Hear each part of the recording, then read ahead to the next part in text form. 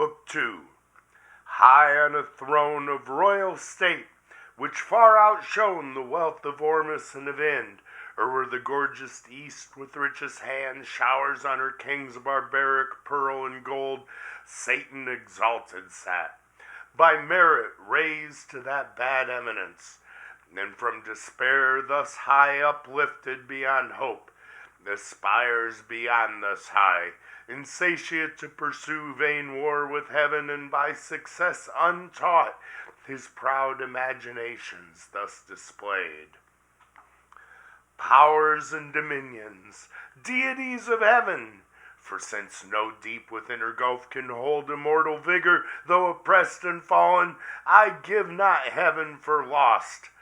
From this descent celestial virtues rising will appear more glorious and more dread than from no fall, and trust themselves to fear no second fate. Me, though just right in the fixed laws of heaven, did first create your leader, next free choice, with what besides in counsel or in fight hath been achieved of merit, yet this loss thus far at least recovered hath much more established in a safe unenvied throne yielded with full consent. The happier state in heaven which follows dignity might draw envy from each inferior, but who here will envy whom the highest place exposes foremost to stand against the thunderer's aim your bulwark, and condemns to greatest share of endless pain? Where there is no good for which to strive, no strife can grow up there from faction, for none sure will claim in hell precedence, none whose portion is so small a present pain, and with ambitious mind will covet more. With this advantage then to union, and firm faith and firm accord, more than can be had in heaven, we now return to claim our just inheritance of old, sure to prosper than prosperity could have assured us, by which best way, whether of open war, covert guile, we now debate. Who can advise may speak. He ceased, and next him Moloch, sceptered king, stood up, the strongest and the fiercest spirit that fought in heaven, now fiercer by despair. His trust was with the eternal, to be deemed equal in strength, and rather than be less, cared not to be at all. With that care lost went all his fear, of God, of hell, or worse he recked not. And these words thereafter spake: My sentence is for open war.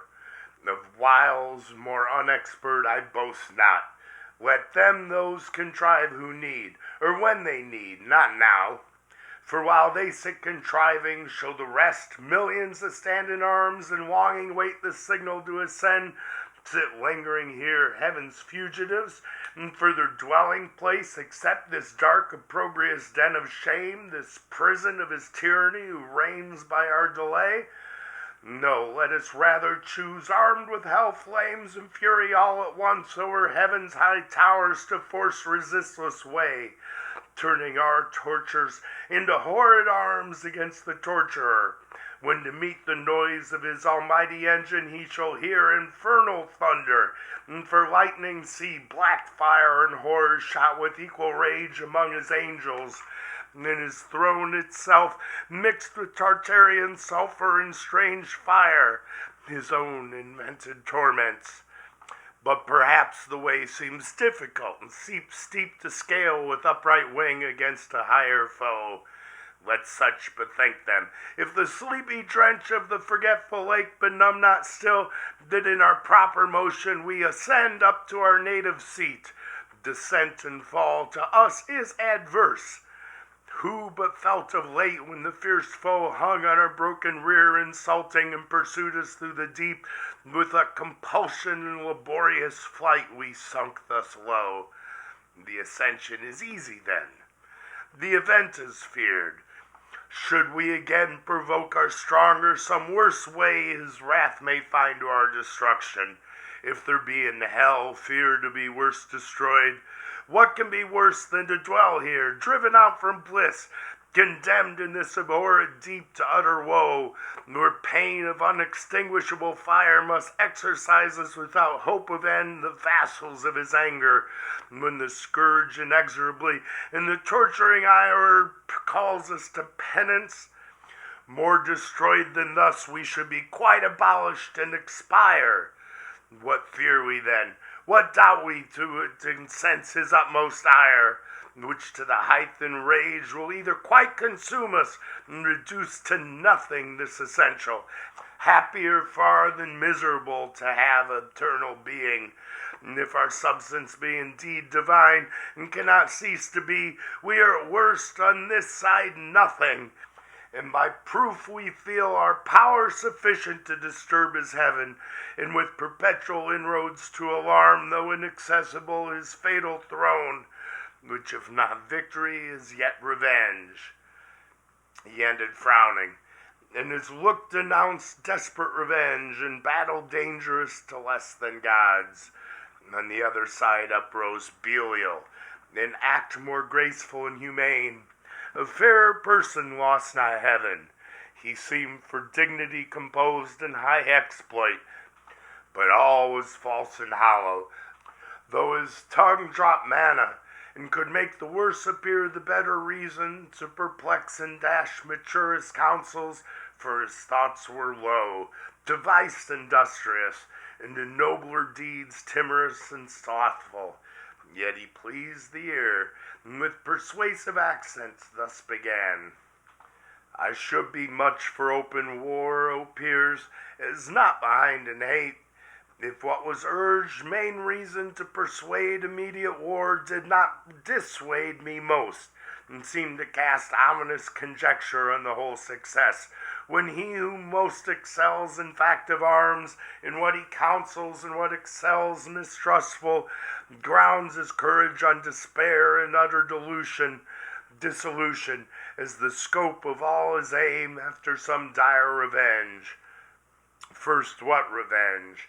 The towers of heaven are filled with armed watch, that render all access impregnable. Oft on the bordering deep encamp their legions, nor with obscure wings scout far and wide into the realm of night, scorning surprise. Or could we break our way by force, and at our heels all hell should rise with blackest insurrection to confound heaven's purest light, yet our enemy, all incorruptible, would on his throne sit unpolluted, and the ethereal mold, incapable of stain, would soon expel her mischief, and purge off the baser fire victorious. Thus repulsed, our final hope is flat despair. We must exasperate the almighty victor to spend all his rage, and that must end us. That must be our cure, to be no more. Sad cure, for who would lose, though full of pain, this intellectual being, these thoughts that wander through eternity, to perish rather, swallowed up and lost in the wide womb of uncreated night, devoid of sense and motion.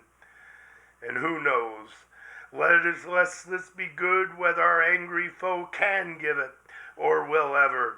How he can is doubtful, that he never will is sure. Will he so wise let loose at once his ire, but like through omnipotence or unaware, to give his enemies their wish, and end them in his anger, whom his anger saves to punish endless? Wherefore cease we then? Say they who counsel war, we are decreed, reserved, and destined to eternal woe. Whatever doing, what can we suffer more? What can we suffer worse? Is this then worse? Thus sitting, thus consulting, thus in arms?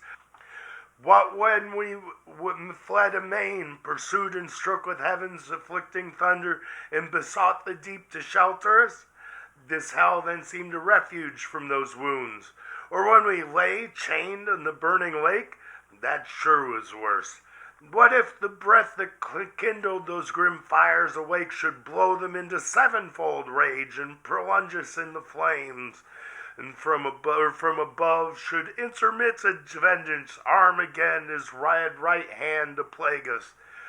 What if all her stores were open, and this firmament of hell should spout cataracts of fire, impudent horrors threatening hideous fall one day upon our heads, while we perhaps designing and exhorting glorious war, caught in a fiery tempest, shall be hurled each on his rock transfixed, the sport and prey of racking whirlwinds, or forever sunk under yon boiling oceans, wrapped in chains, there to converse with everlasting groans, unrespited, unpitied, unreprieved, ages of hopeless end. This would be worse. War, therefore, open or concealed, the like my voice dissuades. For what can force or guile with him, or who deceive his mind, whose eye views all things at one view? He from heaven's height all these our motions vain sees and derides. Not more almighty to resist our might than wise to frustrate all our plots and wiles. Shall we live thus vile, the race of heaven thus trampled, thus expelled to suffer here chains and torments? Better these than worse, be my advice, since fate inevitable subdues us, an omnipotent decree, the victor's will. To suffer is to do, our strength is equal, nor the law unjust that so ordains. This was at first resolved, if we were wise against so great a foe contending, and so doubtful what might fall. I laugh, when those with the spear are bold and venturous, and if that fail them, shrink in fear what yet they know must follow, to endure exile or ignominy, or bonds or pain, the sentence of their conqueror. This is now our doom, which if we can sustain and bear, our supreme foe in time may much remit his anger, and perhaps thus far removed, not mind us, not offending, satisfied with what is punished, whence these raging fires will slacken, if his breath stirs not their flames. Our pure essence will then overcome their noxious vapor, or inured not feel, or changed at length into the place conformed in temper and nature, will receive familiar the fierce heat, and void of pain. This horror will grow mild, this darkness light, beside what hope the never-ending flight of future days may bring, what chance, what change worth waiting, since our present lot appears for happy though but ill, for ill not worst, if we procure not to ourselves more woe. Thus Belial with words clothed in reason's garb counseled ignoble ease and peaceful sloth, not peace. And after him thus Mammon spoke. Either to disenthrone the King of Heaven we war, if war be best, or to regain our own right lost. Him to unthrone we then may hope, when everlasting fate shall yield the fickle chance, and chaos judge the strife. And the former vain to hope argues as vain the latter. For what place can be for us within heaven's bound, unless heaven's Lord supreme we overpower? Suppose he should relent and publish grace to all, none promise made of new subjection. With what eyes could we stand in his presence humble, and receive strict laws imposed, to celebrate his throne with warbled hymns, and to his Godhead sing with forced hallelujahs, while he lordly sits our envied sovereign, and his altar breathes ambrosial odors and ambrosial flowers, our servile offerings? This must be our task in heaven, this our delight. How wearisome eternity so spent in worship, paid to whom we hate. Let us not pursue by force impossible, and by leave obtained unacceptable, though in heaven our state of splendid vassalage, but rather seek our own good from ourselves, and from our own live to ourselves, though in this vast recess free and to none accountable, preferring hard liberty before the easy yoke of servile pomp. Our greatness will appear then most conspicuous, when great things of small, useful of hurtful, prosperous of adverse we can create, and in what place soever thrive under evil, and work ease out of pain through labor and endurance. This deep world of darkness do we dread. How oft amidst thick clouds and dark doth heaven's all-ruling sire choose to reside, this glory unobscured, and with his majesty of darkness round covers his throne, from whence deep thunders roar, mustering the rage, and heaven resembles hell. As he our darkness, cannot we his light imitate when we please? The desert soil wants not her hidden luster, gems and gold, nor want we skill of art, from whence to raise magnificence. What can heaven show more? Our torments also may at length of time become our elements. These changing fires, as soft as now severe, our temper changed into their temper, which must needs remove the sensible of pain. All things invite to peaceful counsels, in the settled state of order, how in safety best we may compose our present evils, with regard of what we are and where, dismissing quite all thoughts of war. Ye have what I advise.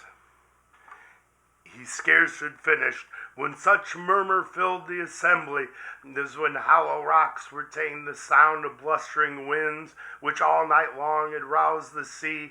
Now with hoarse cadence lull, seafaring men are watched, whose bark by chance or pinnace anchors in a craggy bay after the tempest. Such applause was heard after Mammon ended, and in his sentence pleased, advising peace. For such another field they dreaded worse than hell. So much the fear of thunder and the sword of Michael wrought still within them, no less desire to found this nether empire, which might rise by policy and long process of time in emulation opposite to heaven. Which when Beelzebub perceived, than whom Satan except none higher sat, with grave aspect he rose, and in his rising seemed a pillar of state. Deep on his front and grave in deliberation sat, in public care, and princely counsel in his face yet shone, majestic though in ruin. Sage he stood with Atlantean shoulders, fit to bear the weight of mightiest monarchies. His look drew audience and attention still, as night or summer's noontide air, while thus he spake. Thrones and imperial powers, offspring of heaven, ethereal virtues, or those titles now we must renounce, in changing style be called princes of hell. For so the popular vote inclines, here to continue, and build up here a growing empire. Doubtless while we dream and know not that the King of Heaven hath doomed this place our dungeon, not our safe retreat beyond his potent arm, to live exempt from heaven's high jurisdiction, in new league banded against his throne, but to remain in strictest bondage, though thus far removed under inevitable curb, reserved his captive multitude. For he, be sure, in height or depth, shall still and last will reign sole king, and of his kingdom lose no part by our revolt, but over hell extend his empire, and with iron scepter rule us here, as with his golden nose in heaven. What sit we then projecting peace and war? War hath determined us, and foiled with loss irreparable, terms of peace yet none vouchsafed or lost. For what peace can be given to us enslaved, but custody severe, and stripes, and arbitrary punishments inflicted? And what peace can we return, but to our power hostility and hate, untamed reluctance and revenge though slow, yet ever plotting how the conqueror least may reap his conquest, may least rejoice in doing what we most in suffering feel. Nor will occasion want, nor shall we need with dangerous expedition to invade heaven, whose high walls fear no assault or siege, nor ambush from the deep. What if we find some easier enterprise? There is a place, if ancient and prophetic fame in heaven ere not, another world, the happy seed of some new race called man, about this time to be created like to us, though less in power and excellence, but favored more of him who rules above. So is his will pronounced among the gods, and by an oath that shook heaven's whole circumference confirmed. Thither let us bend all our thoughts, to learn what creatures there inhabit, of what mold or substance, how endued, and what their power, where their weakness, how attempted best by force or subtlety. Though heaven be shut and heaven's high arbitrator sit secure in his own strength, this place may lie exposed, the utmost border of his kingdom, left to their defense who hold it. Here perhaps some advantageous act may be achieved by sudden onset, either with hellfire to waste his whole creation, or possess all as our own, and drive where we were driven, the puny inhabitants, or if not drive, seduce them to our party, that their God may prove their foe, and with repenting hand abolish his own works.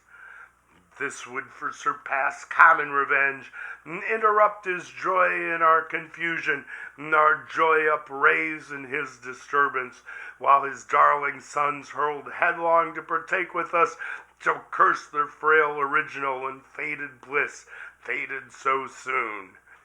Advise if this be worth attempting, or to sit in darkness here, hatching vain empires. Thus Beelzebub pleaded his devilish counsel, first devised by Satan and part proposed, for whence but from the author of all ill could spring so deep a malice, to confound the race of mankind in one root, and earth with hell to mingle and involve, done all despite the great Creator. But their spite still serves his glory to augment. The bold design pleased highly those infernal states, and joy sparkled in all their eyes. With full assent they vote, whereat his speech he thus renews. Well have ye judged, well ended long debates, synod of gods, and like to what ye are, great things resolved, which from the lowest deep will once more lift us up, in spite of fate, nearer our ancient seat. Perhaps in view of those bright confines, whence with neighboring arms and opportune excursion we may chance re-enter heaven, or in some mild zone dwell not unvisited of heaven's fair light secure, and that the brightening orient beam purge off this gloom, the soft delicious air to heal the scar of these corrosive fires shall breathe her balm. But first, whom shall we send in search of this new world? Whom shall we find sufficient? Who shall tempt with wandering feet the dark unbottomed infinite abyss, and through the palpable obscure find out his uncouth way, nor spread his airy flight upborne with indefatigable wings over the vast abrupt, ere he arrive the happy isle? What strength, what art can then suffice, or what evasion bear him safe through the strict sentries and stations thick of angels watching round? Here he had need all circumspection, and we now no less choice in our suffrage, for on whom we send the weight of all and our last hope relies. This said, he sat, in expectation held his look suspense, the waiting who appeared to second or oppose or undertake the perilous attempt. But all sat mute, pondering the danger with deep thoughts, and each in other's countenance read his own dismay astonished. None among his choice and prime of the heaven-warring champions could be found so hardy as to proffer or accept alone the dreadful voyage. Till at last Satan, whom now transcendent glory raised above his fellows, with monarchal pride, conscious of highest worth, unmoved thus spake. O progeny of heaven, imperial thrones, with reason at deep silence and demur seized us, though undismay. Long is the way and hard that out of hell leads up to light, or prison strong, this huge convex of fire that rages to devour, mures us round ninefold, and gates of burning adamant barred over us prohibit all egress. These past, if any pass, the void profound of unessential night receives him next, wide gaping, and with utter loss of being threatens him, plunged in that abortive gulf. If thence he scape into whatever world or unknown region, where it remains him less than unknown dangers and his hard escape. But I should ill become this throne, O peers, and this imperial sovereignty, adorned with splendor, armed with power, if aught proposed and judged of public moment in the shape of difficulty or danger could deter me from attempting. Wherefore do I assume these royalties, and not refuse to reign, refusing to accept as great a share of hazard as of honor, due alike to him who reigns, and so much to him due of hazard more, as he above the rest high honored sits. Go, therefore, mighty powers, terror of heaven though fallen, intend at home, while here shall be your home, what best may ease the present misery and render hell more tolerable. If there be cure, charm to respite or deceive, nor slack the pain of this ill mansion, intermit no watch against a wakeful foe, while I abroad through all the coasts of dark destruction seek deliverance for us all. This enterprise none shall partake with me. Thus saying rose the monarch, and prevented all reply. Prudent, lest from his resolution raised others among the chief might offer now, certain to be refused, what erst they feared, and so refused might in opinion stand as rivals, winning cheap the high repute which he through hazard huge must earn.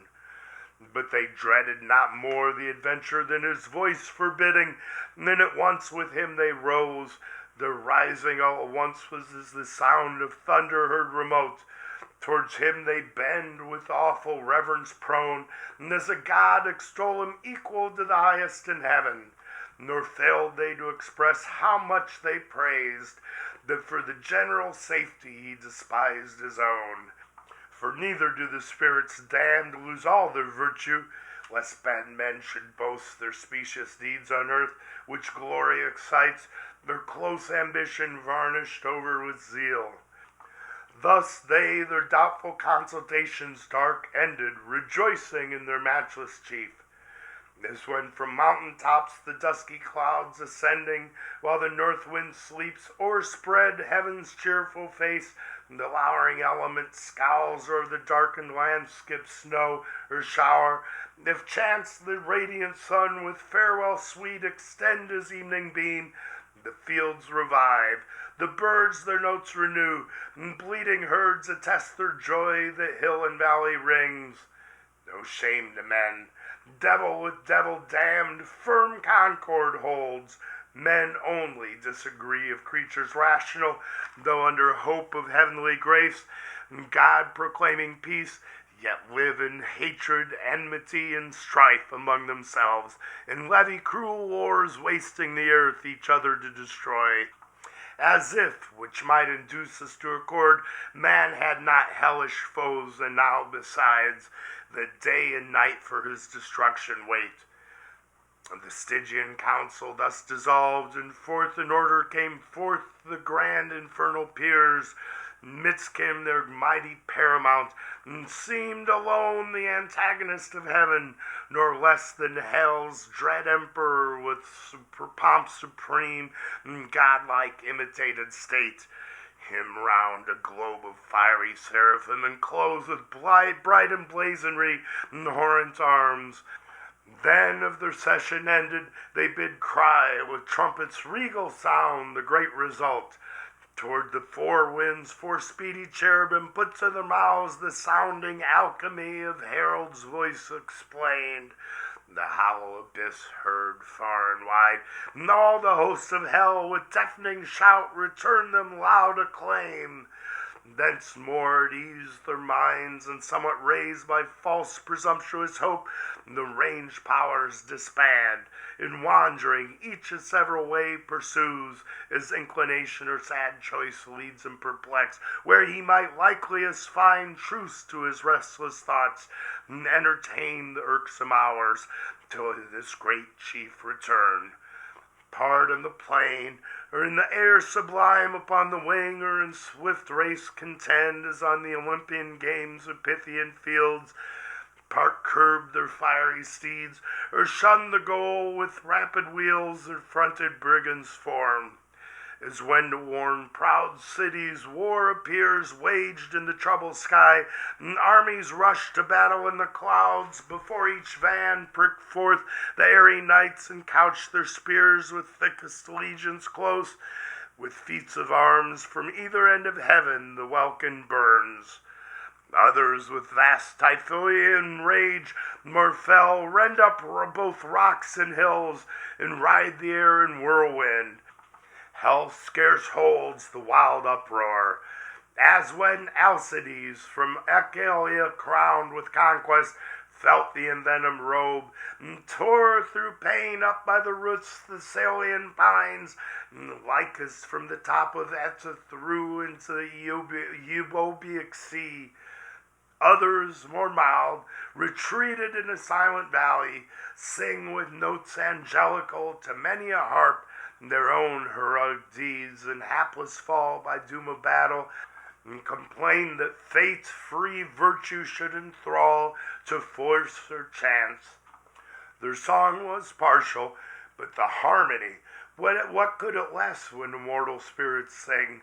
Suspended hell, and took with ravishment the thronging audience. In discourse more sweet, for eloquence the soul, song charms the sense. Others sat apart on a hill retired, and thoughts more elevate, and reasoned high of providence, foreknowledge, will, and fate, fixed fate, free will, foreknowledge absolute, and found no end, in wandering mazes lost.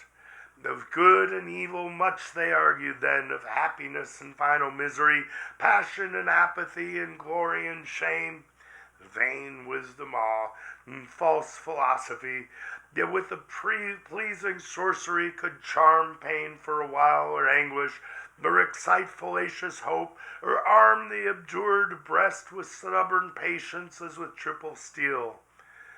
Another part in squadrons and gross bands, on bold adventure to discover wild that dismal world, if any clime perhaps might yield them better, easier habitation, bend 4 ways their flying march, along the banks of 4 infernal rivers that disgorge into the burning lake their baleful streams, abhorred Styx, the flood of deadly hate, sad Acheron of sorrow, black and deep, Cactus, named of lamentation loud, heard on the rueful stream, and fierce Phlegethon, whose waves of torrent fire inflame with rage. Far off from these, a slow and silent stream, Lethe, the river of oblivion, rolls her watery labyrinth, whereof who drinks, forthwith his former state and being forgets both joy and grief, pleasure and pain. Beyond this flood, a frozen continent lies dark and wild, beat with perpetual storms of whirlwind and dire hail, which on firm land thaws not, but gathers heap, and ruined seams of ancient pile, all else deep snow and ice. The gulf propound is that Serbonian bog betwixt Damacia and Mount Casius old, where armies whole have sunk. The parching air burns frore, and cold performs the effect of fire. Thither by harpy-footed furies hailed, as certain revolutions all the damned are brought, and feel by turns the bitter change of fierce extremes by change more fierce, from beds of raging fire to starve in ice their soft ethereal warmth, and there to pine, immovable and fixed and frozen round periods of time, and then hurried back to fire.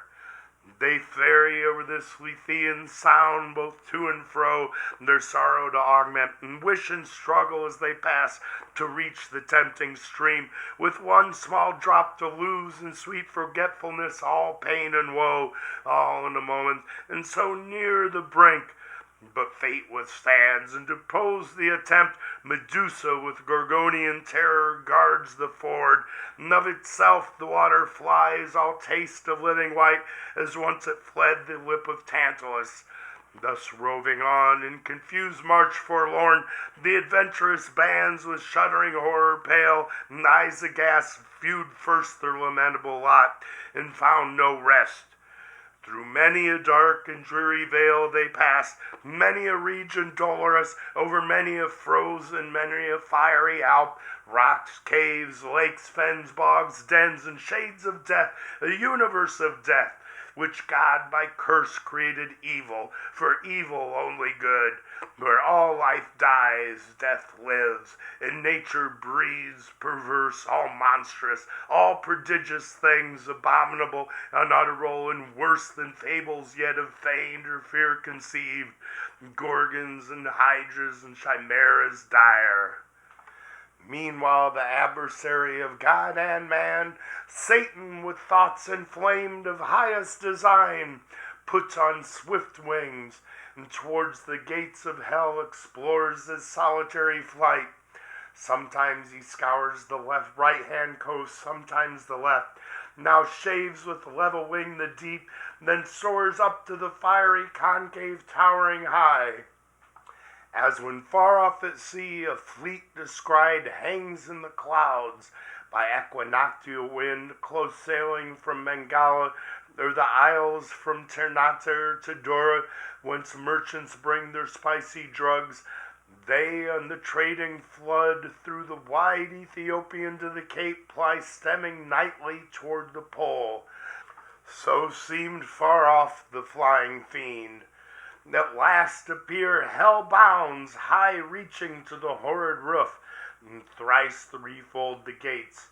Three folds were brass, three iron, three of adamantine rock, impenetrable, and paled with circling fire, yet unconsumed. Before the gates there sat on either side a formidable shape. The one seemed woman to the waist, and fair, but ended foul in many a scaly fold, voluminous and vast, and the serpent armed with mortal sting. About her middle round a cry of hellhounds never ceasing barked, with bright Cerberian mouths full loud, and rung a hideous peal. Yet when they list would creep, if aught disturbed their noise, into her womb and kennel there, yet there still barked and howled within unseen. Far less abhorred than these Vexilla, bathing in the sea that parts Calabria from the hoarse Trinacrian shore, nor uglier follow the night hag, when called in secret riding through the air, she comes lured with the smell of infant blood to dance with Lapland witches, while the laboring moon eclipses at their charms. The other shape, if shape it might be called, that shape had none distinguishable in member, joint, or limb, or substance might that called that shadow seemed, for each seemed either. Black stood as night, fierce as 10 furies, terrible as hell, and shook a dreadful dart. What seemed his head the likeness of a kingly crown had on. Satan was now at hand, and from his seat the monster moving onward came as fast, with horrid strides. Hell trembled as he strode. The undaunted fiend, what this might be, admired, not feared. God and his Son except created thing valued not he, nor shunned, and with disdainful look thus first began.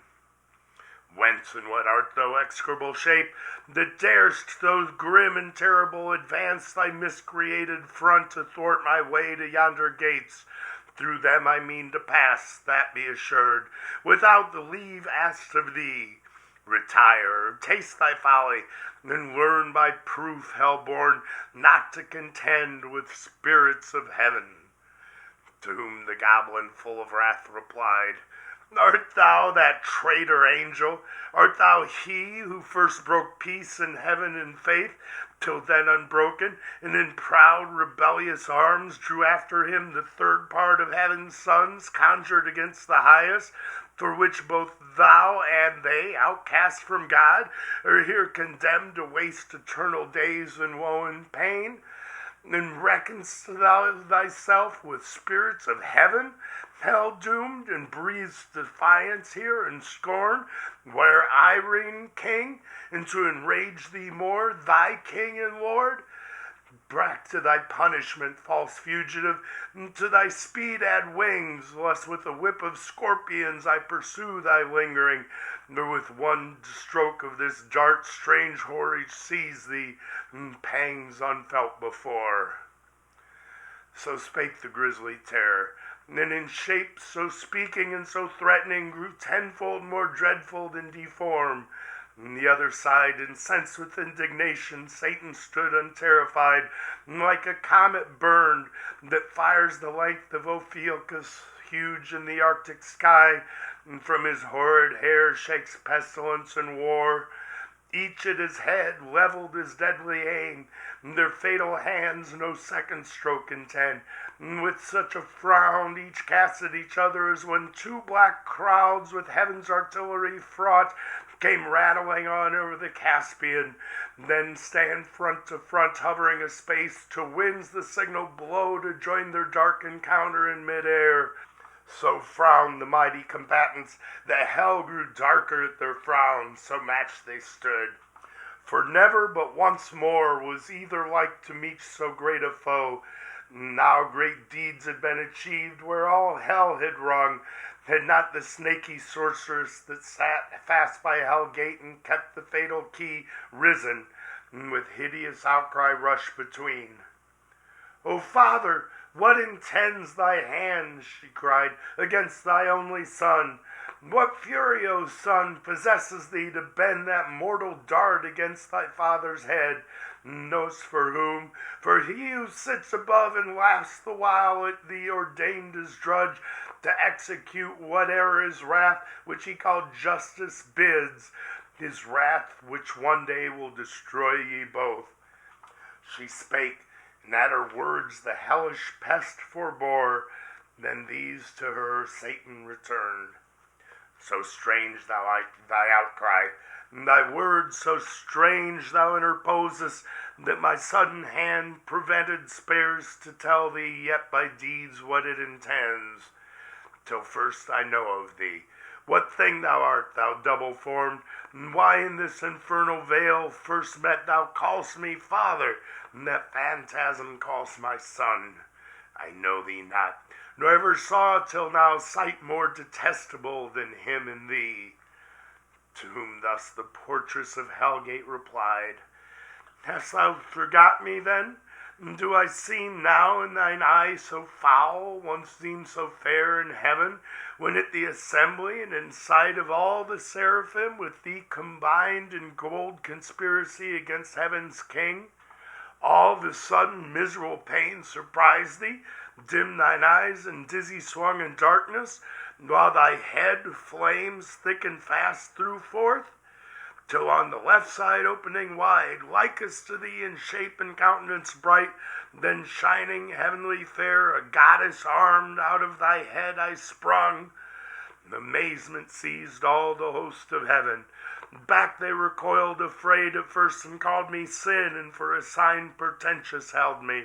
But familiar grown I pleased, and with attractive graces one the most diverse, thee chiefly, who full oft thyself in me, thy perfect image viewing, became enamored, and such joy thou tookst with me in secret, that my womb conceived a growing burden. Meanwhile war arose, and fields were fought in heaven, wherein remained, for what could else, to our almighty foe clear victory, to our part loss and rout through all the Empyrean. Down they fell, driven headlong from the pitch of heaven, down into this deep, and in the general fall I also, at which time this powerful key into my hand was given, with charge to keep these gates forever shut, which none can pass without my opening. Pensive here I sat alone, but not long I sat, till my womb pregnant by thee, and now excessive grown, prodigious motion felt, and in rueful throes. And at last this odious offspring, whom thou seest thine own begotten, breaking violent way, tore through my entrails, that with fear and pain distorted, all my nether shape thus grew transformed. But he, my inbred enemy, forth issued, brandishing his fatal dart made to destroy. I fled and cried out, Death! Hell trembled at the hideous name, and sighed from all her caves, and back resounded Death. I fled, but he pursued, no more it seems inflamed with lust and rage, and swifter far, but me betook his mother all dismayed, and in embraces forcible and foul, engendering it within me, of that rape begot these yelling monsters that with ceaseless cries surround me, as thou sawest, hourly conceived and hourly born, but sorrow infinite to me, for when they list into the womb that bred them, they return, and howl and gnaw my bowels their repast, and then bursting forth afresh with conscious terrors vex me round, that rest or intermission none I find. Before mine eyes in opposition sits grim Death, my son and foe, who sets them on, and me his parent, who full will soon devour for want of other prey, but that he knows his end with mine involved, knows that I shall prove a bitter morsel, and his bane whenever that shall be, so fate pronounced. But thou, Father, I forewarn thee, shun his deadly arrow, neither vainly hope to be invulnerable in those bright arms, though tempered heavenly, for that mortal dint, save he who reigns above, none can resist.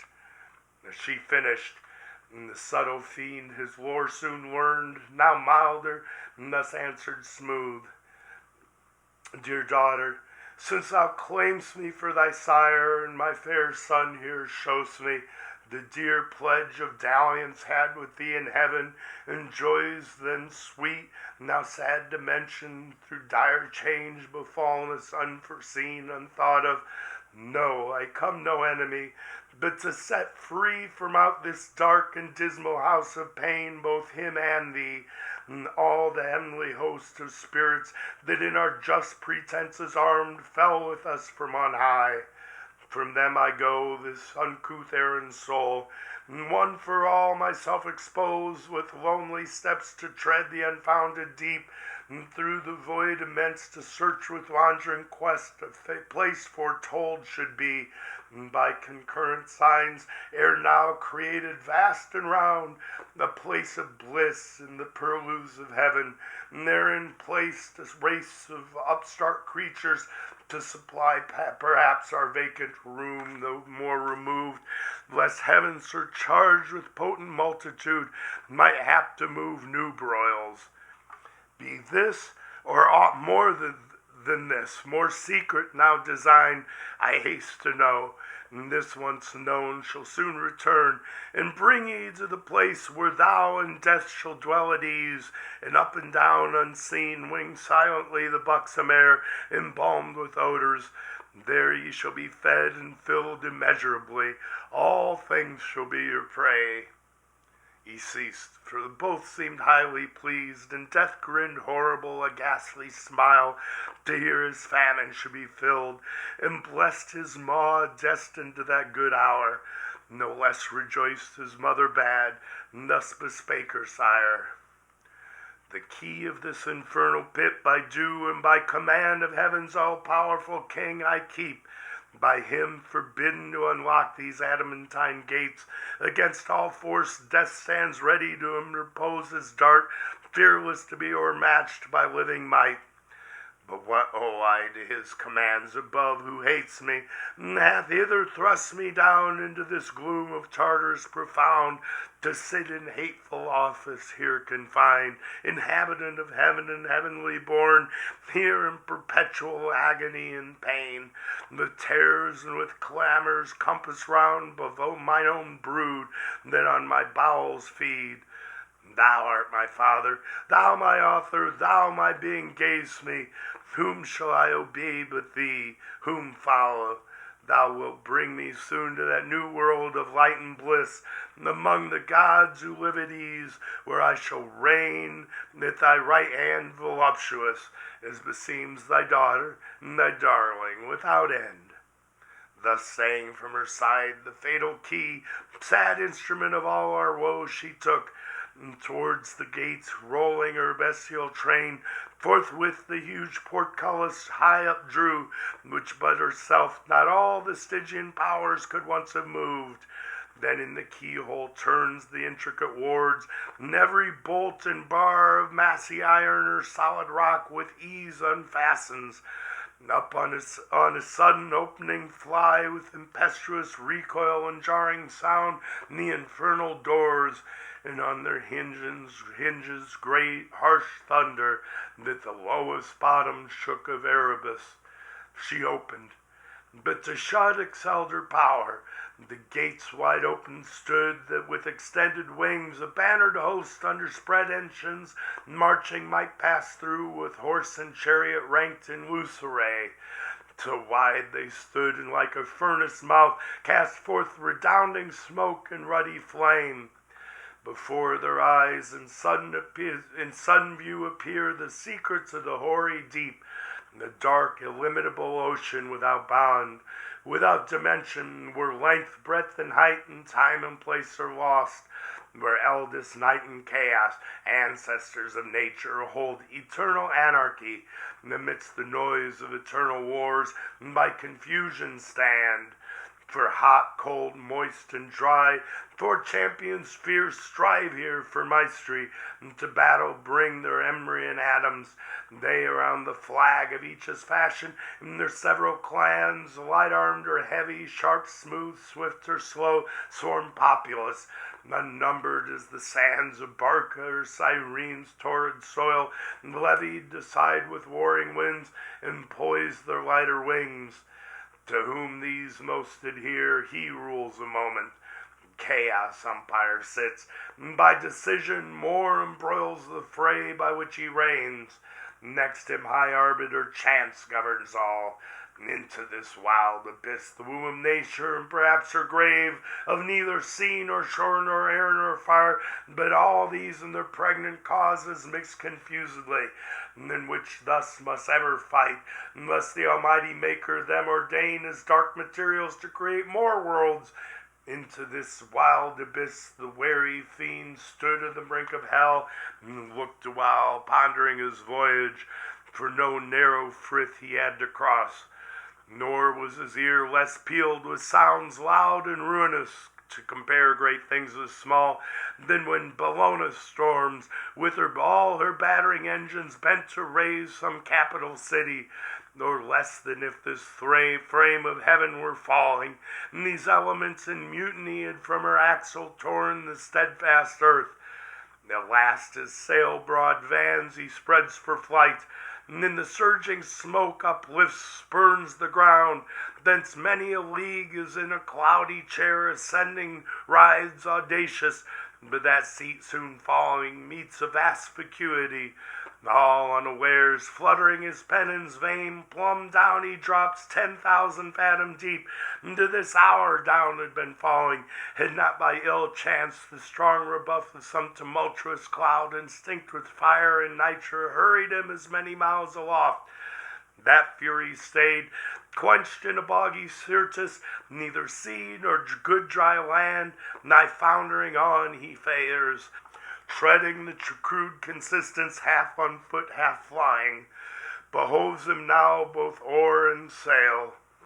As when a griffin through the wilderness with winged course o'er hill or moory dale pursues the Arimaspian, who by stealth and from his wakeful custody purloined the guarded gold, so eagerly the fiend, o'er bog or steep, through straight, rough, dense or rare, with head, hands, wings, or feet, pursues his way, and sinks or swims, or wades or creeps or flies. At length the universal hubbub wild of stunning sounds and voices all confused, borne through the hollow dark, assaults his ear with loudest vehemence. Thither he plies, undaunted to meet there whatever power or spirit of the nethermost abyss might in that noise reside, of whom to ask which way the nearest coast of darkness lies bordering on light, when straight behold the throne of chaos, and his dark pavilion spread wide on the wasteful deep. With him enthroned sat sable-vested night, eldest of things, the consort of his reign. And by him stood Orcus and Hades, in the dreaded name of Demogorgon. Rumor next, and chance, and tumult, and confusion all embroiled, and discord with 1,000 various mouths. To whom Satan, turning boldly thus, "Ye powers and spirits of this nethermost abyss, chaos and ancient night, I come no spy, with purpose to explore, to disturb the secrets of your realm, but by constraint wandering this darksome desert, as my way lies through your spacious empire up to light, alone and without guide, half lost, I seek what readiest path leads where your gloomy bounds confine with heaven. Or if some other place from your dominion one the ethereal king possesses lately, thither to arrive I travel this profound, direct my course. Directed, no mean recompense it brings to your behoof, if I that region lost, all usurpation thence expelled, reduced to her original darkness, and your sway, which is my present journey, and once more erect the standard there of ancient night. Yours be the advantage all, mine the revenge." Thus Satan, and him thus the anarch old, with faltering speech and visage incomposed, answered, "I know thee, stranger, who thou art, that mighty leading angel, who of late made head against heaven's king, though overthrown. I saw and heard. For such a numerous host fled not in silence through the frighted deep, with ruin upon ruin, rout on rout, confusion worse confounded, and the heaven's gates poured out millions by victorious bands pursuing. I upon my frontiers here keep residence, if all I can will serve that little which is left so to defend, encroached unstill through our intestine broils, weakening the scepter of old night. First hell, your dungeon stretching far and wide beneath, now lately heaven and earth, another world hung o'er my realm, linked in a golden chain to that side heaven from which your legions fell. If that way be your walk, you have not far, so much the nearer danger. Go and speed, havoc and spoil and ruin are my gain."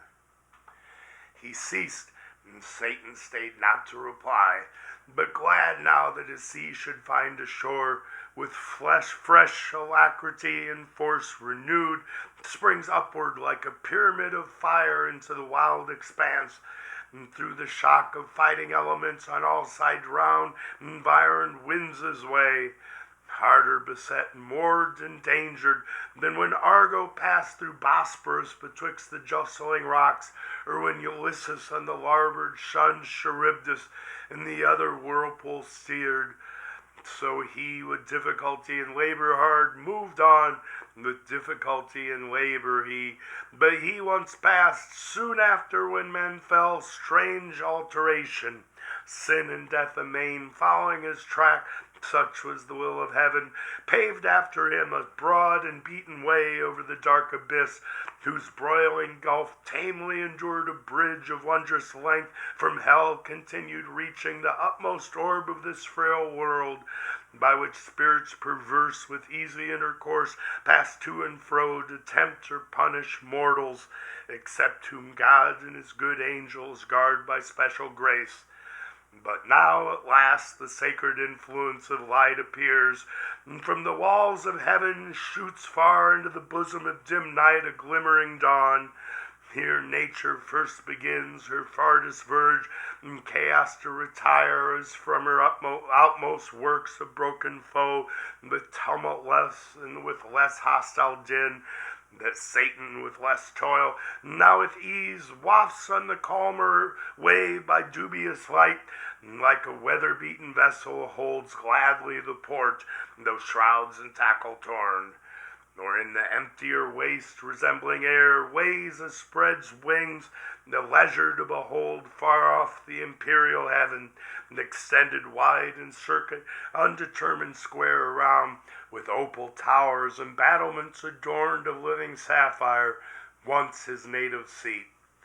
And fast by, hanging in a golden chain, this pendant world, ambiguous as a star of smallest magnitude close by the moon. Thither full fraught with mischievous revenge, accursed, and in a cursed hour he hies. The end of the second book.